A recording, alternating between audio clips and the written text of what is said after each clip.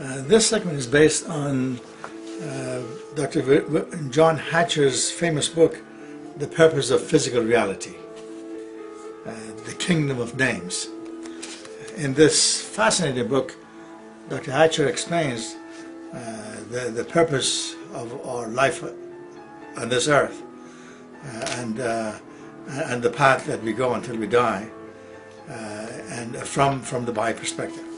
So in this segment, what I've done, I've summarized his major points essentially from the Baha'i writings, and I'll just read for you these passages and make a comment or two on each one of them. There are 40 segments. 1. Baha'u'llah's conditional permission to enjoy the material bounties of the world. Should a man wish to adorn himself with the ornaments of this world, to wear its apparels, or partake of the benefits it can bestow, no harm can befall him, if he alloweth nothing whatever to intervene between him and God. So basically Baha'u'llah says that we can enjoy the fruit of our labor and riches, but as long as that does not become a hindrance in worshiping God, in knowing God, in our humility toward God, and in service to the humankind. 2. Trials are even for the righteous. He says, what trials, calamities, and perplexities did he not endure?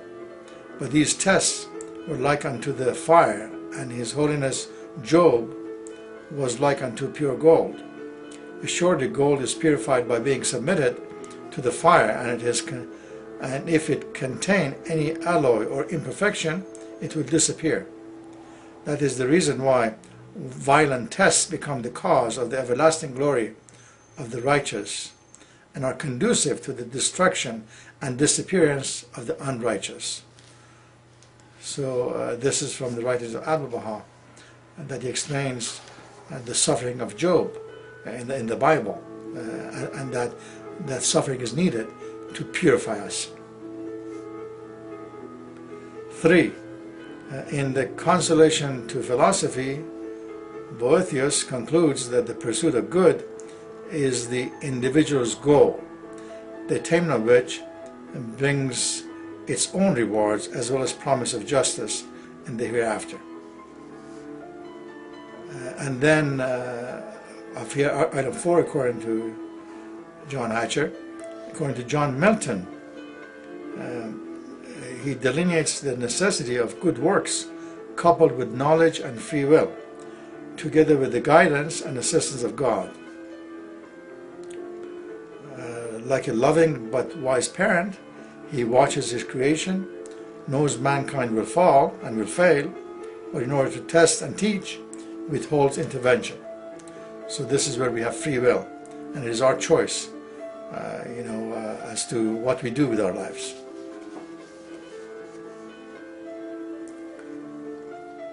Passage from Gleaning, he says, he hath endowed every soul with the capacity to recognize the signs of God. How could he otherwise have fulfilled his testimony unto men, if he be of them that ponder his cause in their hearts? He will never deal unjustly with anyone, neither will he task a soul beyond its power. So then we all have capacity to know God.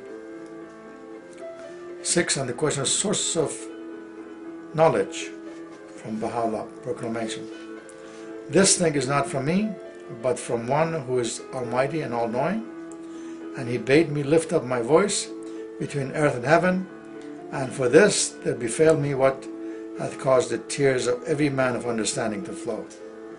So here he's telling us that what Baha'u'llah and all the manifestations of God are telling us is not from themselves. That's why they go through this suffering, to purify mankind, to help us all. Again he says, by my life, not of mine own volition have I revealed myself, but God, of his own choosing, hath manifested me.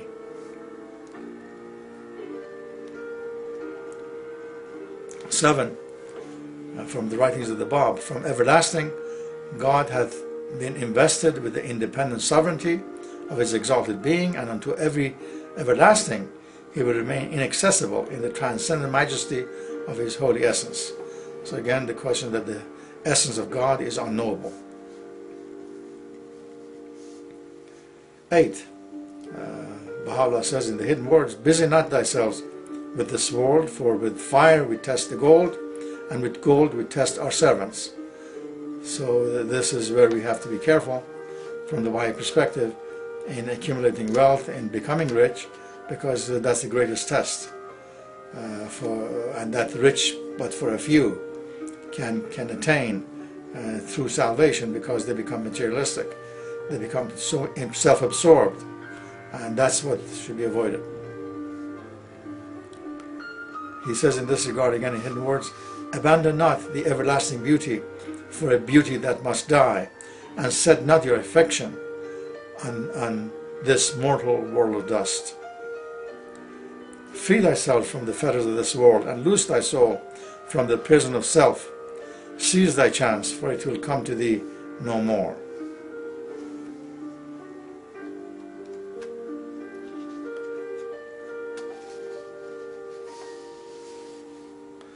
Then he says, with regard to monasteries and seclusion, he says, seclude not yourselves in your churches and cloisters.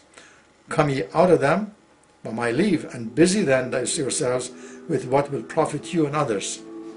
This is from Epistles to the Son of the Wolf, from the writings of Baha'u'llah, that he says that this is the day of service. It's not the day of seclusion. That would not be enough for reaching God. Abdul Baha says, the hearts of all children are of the utmost purity. They are mirrors upon which no dust has fallen, but this purity is not on account of any strength and testing. They have neither hypocrisy nor deceit, but this is on account of the child's weakness, whereas the man becomes pure through his strength. Through the power of intelligence he becomes strong, through the great power of reason and understanding, and not through the power of weakness he becomes sincere. So children are pure, but they have to be trained, is the goal here. From the gleanings of Baha'u'llah, the portals of grace are wide open before the face of all men. No man that seeketh us will be ever disappointed. Neither shall he that hath set his face towards us be denied access to our court. So here that Baha'u'llah says that everyone who wants to reach God will reach God. On the question of heaven and hell, this is what Baha'u'llah tells us in tablets. Where is paradise and where is hell? Say, the one is reunion with me, the other thine own self, O thou who dost associate a partner with God and doubt it. So basically Baha'u'llah says that being close to God is paradise, and being away from God is darkness and hell. Paradise and hell of existence are found in all the worlds of God, whether in this world or in the spiritual heavenly worlds. From the writings of Abdul Baha, some answer questions. Item 11. Inasmuch as he, the sovereign Lord of all, hath willed to reveal his sovereignty in the kingdom of names and attributes, each and every created thing hath, through the act of divine will, been made a sign of his glory. So pervasive and general is this revelation that nothing whatsoever in the whole universe can be discovered that doth not reflect his splendor. So everything is a sign of God. Gleanings of Baha'u'llah. 12. From the writings of Abdul Baha, the world indeed, each existing being proclaims to us one of the names of God, but the reality of man is the collective reality. The general reality and is the center where the glory of all the perfections of God shine forth.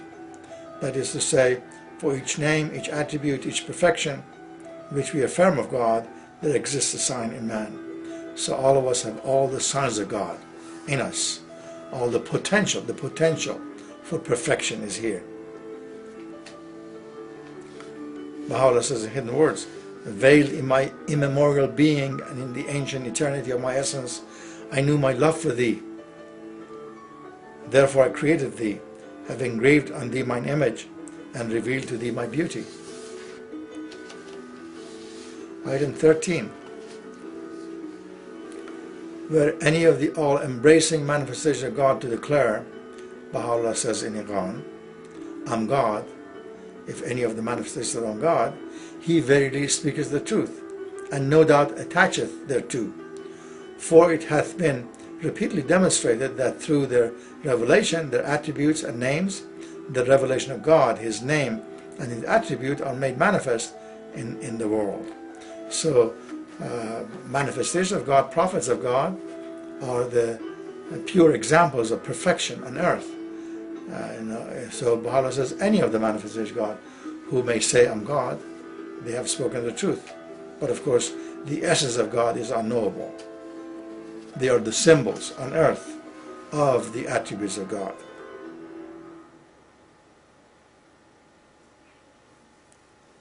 Item 14. Therefore, in the Some Answer Questions, Abdul Baha says, as the essence of unity, that is the existence of God, is everlasting and eternal, that is to say, it has neither beginning nor end. It is certain that this world of existence, this endless universe, has neither beginning nor end. Yet, it may be that one of the parts of the universe, one of the globes, for example, may come into existence or may be disintegrated, but the other globes are still existing. The universe would not be disordered or destroyed. So the world was not created 4,000 years ago or 6,000 years ago. It's everlasting, according to the Baha'i writings. Item 15. So you will find the smallest atoms in the universal system are similar to the greatest beings of the universe. And everything comes from the same atom. It is clear that they come into existence from laboratory of might under one natural system and one universal law. Therefore, they may be compared to one another. This is from Some Answer Questions. Mr. Hatcher himself explains, Dr. Hatcher, that while all creation reflects the attributes of the Creator, only we are capable of reflecting each of these attributes. Only we are endowed with the capacity to comprehend our relationship with God, to appreciate its significance, and to decide whether we will fulfill our potential by incorporating God's attributes into our actions. So we have the capacity to be God-like. 17. If there were no man, the perfections of the Spirit would not appear. That's in Some Answer Questions. And the gifts of the mind would not be resplendent in this world.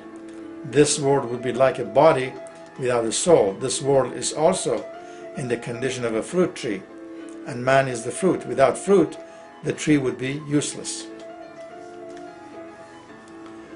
So human beings are the fruit of God on earth, and therefore we should search toward perfection to become God-like, to become part of Him. 18. Know verily that the soul is the Son of God. Soul is the Son of God. Baha'u'llah in Gleanings. A heavenly gem whose reality the most learned of men hath failed to grasp, and whose mystery no mind, however acute, can ever hope to unravel.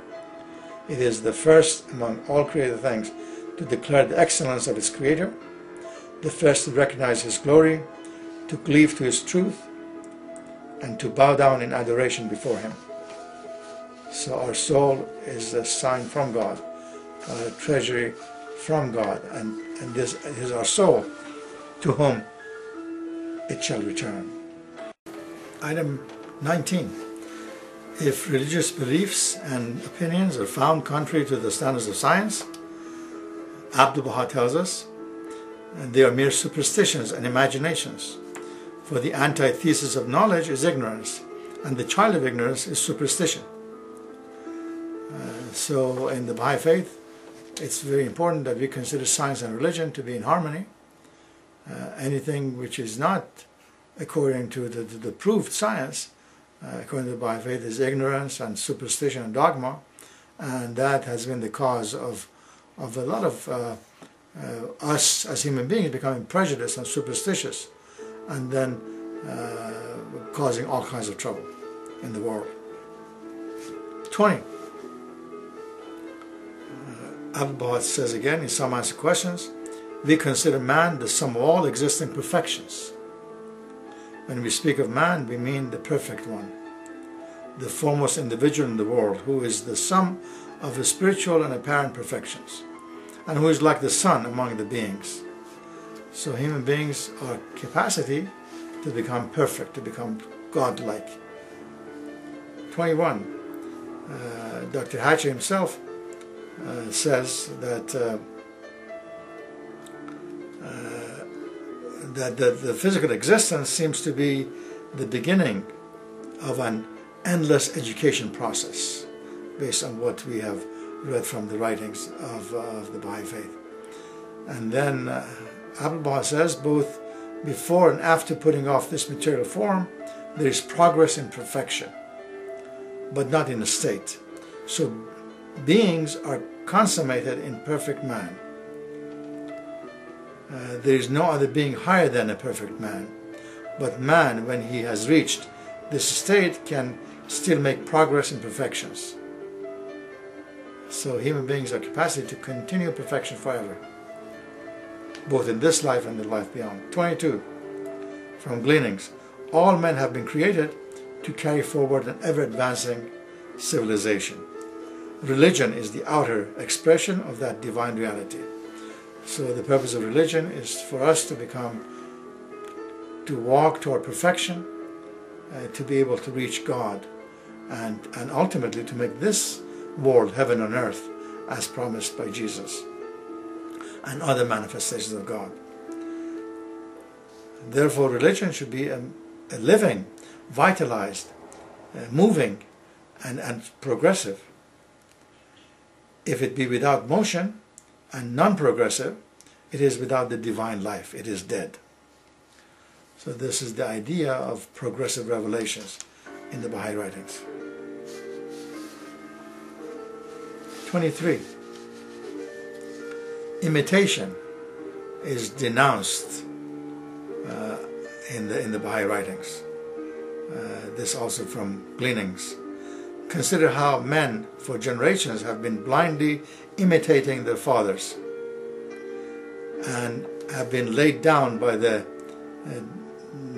dictates of their faith.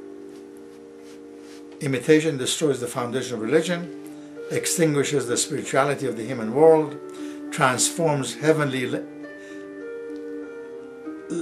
illumination into darkness, and deprives man of the knowledge of God. It is the cause of victory of materialism and infidelity over religion. It is the denial of divinity and the law of revelation. So imitation is antithesis of religion, antithesis of spirituality, is imitation. This is the age of independent search for truth. 24, from the selections of the writings of Abdu'l-Baha, every child is potentially the light of the world, and at the same time its darkness. Wherefore must the question of education be accounted as of primary importance. 25. In all the actions or inaction of man, he receives power from the help of God, but the choice of good or evil belongs to man himself. So then, in the Baha'i writings, there is no evil as such and good. It's in all of us. Our lower side, it may be considered as evil or dark side. So we all have potential to work on the lower side or the higher side. But it takes patience, it takes perseverance, it takes suffering to get there, and we're all in the same boat. 26. By faith is meant, first, conscious knowledge, and second, the practice of good deeds. So Abdu'l-Baha tells us that faith is conscious knowledge and pure and good deeds, practice of it. Then he goes on saying that What does it profit, my brethren? And this is actually from the Bible. What does it profit, my brethren, if a man says he has faith but has not works? Can his faith save him?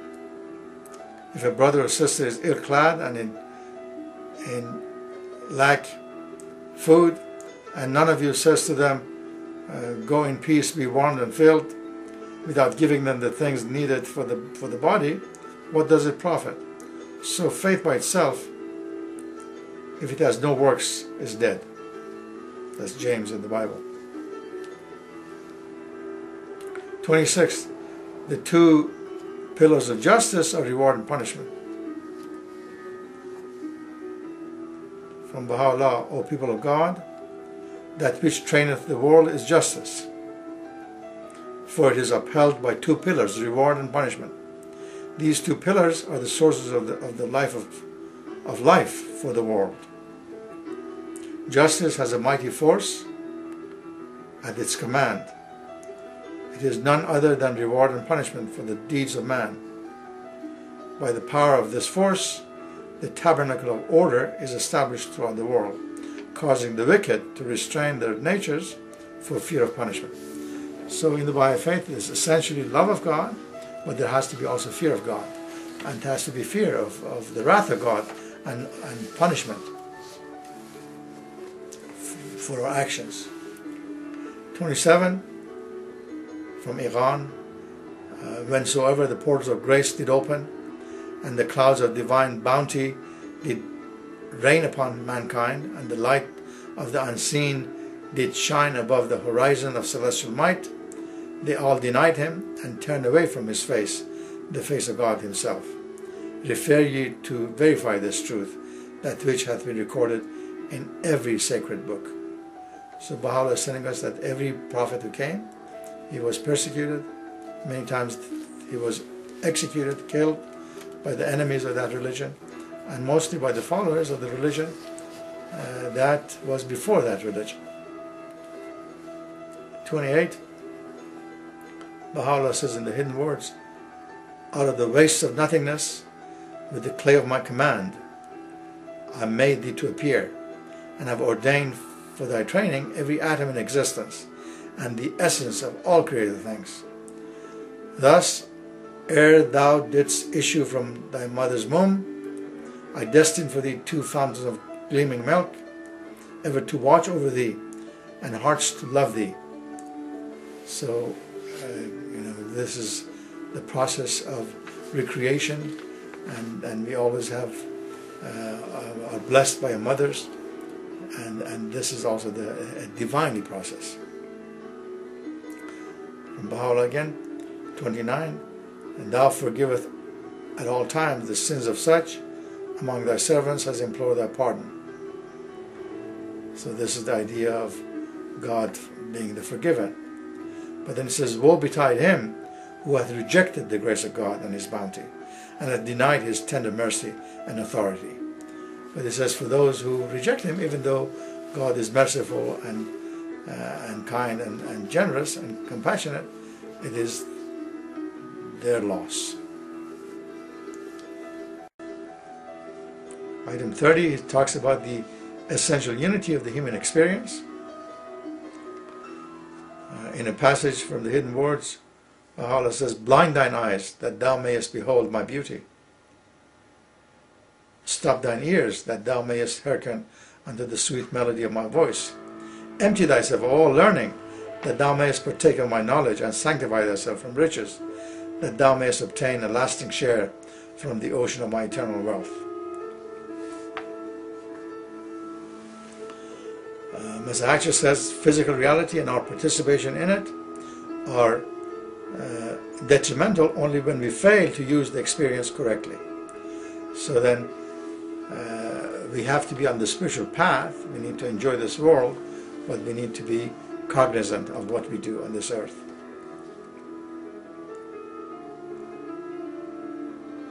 "31. The wisdom of the appearance of the spirit in the body is this: the human spirit is a divine trust, and it must traverse all conditions. For its passage and movement through the conditions of existence will be the means of his acquiring perfections. So when a man travels and passes through different regions and numerous countries with system and method, it is certainly a means of his acquiring perfection. For he will see places, scenes, and countries from which he will discover the condition and state of other nations. Then he says it is the same when the human spirit passes through the conditions of existence. It will become the possessor of each great degree and station. So as we pass through these stages, we also attain those qualities of perfection. 31. When man reaches the noble state in the world of humanity, then he can make further progress in the conditions of perfection. So then we go through these stages of perfection. In the gleanings, again, Baha'u'llah says, it is clear that attaining the presence of God does not imply physical proximity, but rather changing the spiritual condition of our souls so that we are constantly increasing our capacity for acquiring the spiritual attributes of God, for becoming more like Him. 33. In creation there is no evil, all is good. Baha'u'llah says, the source of all evil is for man to turn away from his Lord and set his heart on things ungodly. 34. Man is exalted above and is independent of infirmities of body or mind. That the sixth person showeth signs of weakness is due to the hindrances that interpose themselves between his soul and his body. For the soul itself remaineth unaffected by any bodily ailments. So soul is separate from our body. Our body, when we are in pain and affliction, our soul is still intact, but our body suffers.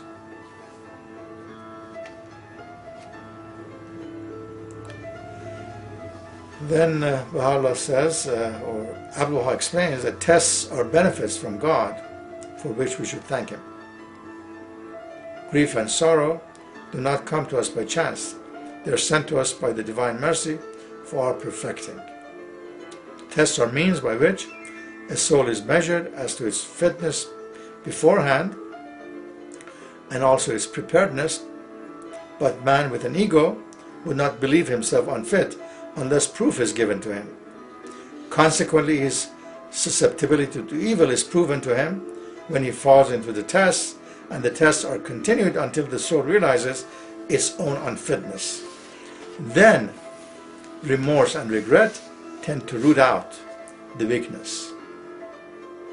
So suffering is needed until we reach the divine. The same tests come again in greater degree until it is shown that the former weakness has become a strength and the power to overcome evil has been established. He again says that the mind and spirit of man advances when he is tried by suffering. The more the ground is plowed, the better the seed will grow, the better the harvest will be. Another interesting passage from Baha'u'llah says, He, that is God, who is the dayspring of truth, is no doubt fully capable of rescuing from such remoteness wayward souls and of causing them to draw nigh unto His court and attain His presence. So according to Baha'u'llah, God can lead everyone to Him. But then he says, if God had pleased, He had surely made all men one people. His purpose, however, is to enable the pure in the spirit and the detached in heart to ascend by virtue of their own innate powers unto the shores of the most great ocean, that thereby they who seek the beauty of the All-Glorious may be distinguished and separated from the wayward and perverse. So we all have capacity to reach Him, but if we don't seek Him, it's our fault. This is the idea of free will. 38. The rational soul, meaning the human spirit, does not descend into the body. That is to say, it does not enter it. For descent and entrance are characteristics of bodies, and the rational soul is exempt from this. The spirit never entered this body, as this light is with this mirror. When the mirror is clear and perfect, the light of the lamp will be apparent in it. And then when the mirror becomes covered with dust or bricks, the light will disappear. The light is still there, but the mirror has broken, so that light is there, but then the body is destroyed. 39. If the individual soul be faithful to God, it will reflect His light and will eventually return unto Him. If it fail, however, in its allegiance to its Creator, it will become a victim of self and passion, and will in the end sink in the depths. Then Abdu'l-Baha goes on saying that in the world of spirit, there's no regression. After we pass on, there's no regression. The world of mortality is the world of contradictions, this world, of opposites. Motion being compulsory, everything must either go forward or retreat. In the realm of spirit, there is no retreat possible. All movement is bound to be towards a perfect state. This is from Parish Talks. Finally, the prophets and messengers of God have been sent down for the sole purpose of guiding mankind to the straight path of truth. The purpose underlying the revelation hath been for education of all men, that they may at the hour of death ascend in the utmost purity and sanctity, and with absolute detachment to the throne of the Most High. So this is what Dr. Hatcher summarized as the purpose of our existence, a path toward perfection. Everything that we do, a path toward perfection. And then until the hour of departure, we should have passed our tests, and if we pass our test, we'll continue on this path of perfection. Thank you.